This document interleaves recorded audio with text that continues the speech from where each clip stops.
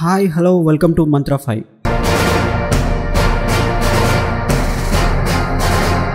Janasena pending స్థానాలకు ఎందుకు అభ్యర్థులను ప్రకటించడం లేదు? ఆ స్థానాల్లో ఏమైనా మార్పులుంటాయా? బీజేపీకి ఇవ్వాల్సి ఉంటుందా? సర్దుబాటు ప్రక్రియలో పెండింగ్లో పెట్టారా? ఇలా రకరకాల చర్చ నడుస్తుంది. పొత్తులో భాగంగా జనసేనకు 2 పార్లమెంట్ స్థానాలతో పాటు 21 అసెంబ్లీ స్థానాలు దక్కాయి. కానీ ఇప్పటి వరకు 18 మంది అసెంబ్లీ అభ్యర్థులను, ఒక పార్లమెంట్ స్థానం అభ్యర్థిని మాత్రమే పవన్ కళ్యాణ్ ప్రకటించారు. మిగతా వాటిని పెండింగ్లో పెట్టారు. తెలుగుదేశం పార్టీ పూర్తిగా అభ్యర్థులను ప్రకటించింది. అటు బీజేపీ సైతం తమ జాబితాను వెల్లడించింది. జనసేన మాత్రం ఎందుకో జాప్యం చేస్తుంది. సరైన అభ్యర్థులు దొరకలేదా? లేకుంటే పొత్తులో భాగంగా బీజేపీకి సీట్ల సర్దుబాటు చేయాల్సి ఉందా అన్న అనుమానాలు కలుగుతున్నాయి.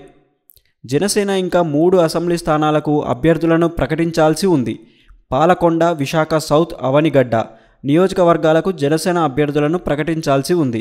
పాలకొండ ఎస్టీ రిజర్వ్ నియోజకవర్గం. ఇక్కడ టికెట్ కోసం 6 నేతలు పోటీ పడుతున్నారు. చాలామంది ఔత్సాహికులు సైతం ముందుకు వస్తున్నారు. అందుకే పవన్ కళ్యాణ్ పెండింగ్లో పెట్టినట్లు తెలుస్తుంది. విశాఖ సౌత్ నుంచి 3 అభ్యర్థులు టికెట్లు ఆశిస్తున్నట్లు సమాచారం.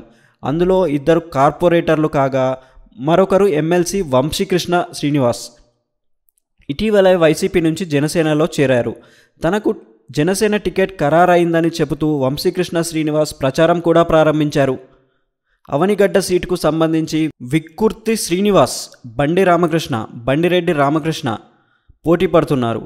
వీరిలో ఐవీఆర్ఎస్ సర్వేలో విక్కుర్తి శ్రీనివాస్ వైపే మొగ్గు కనిపిస్తుంది. టీడీపీ నుంచి మండలి బుద్ధప్రసాద్ను చేర్చుకొని టికెట్ ఇస్తారని ప్రచారం జరుగుతుంది. అయితే అన్ని పార్టీల అభ్యర్థులను ప్రకటించాయి. ఒక్క జనసేన పెండింగ్లో పెట్టడంతో ఆయా నియోజకవర్గాల్లో పార్టీ శ్రేణులు ఆందోళనలతో ఉన్నాయి. వీలైనంత త్వరగా అభ్యర్థులను ప్రకటించాలని కోరుతున్నాయి. అయితే ఈరోజు కానీ రేపు కానీ తుది జాబితా ప్రకటించే అవకాశాలున్నట్లు తెలుస్తుంది. మరిన్ని ఇంట్రెస్టింగ్ అప్డేట్స్ కోసం మా ఛానల్ని లైక్ చేయండి, షేర్ చేయండి మరియు సబ్స్క్రైబ్ చేయండి. Thanks for watching.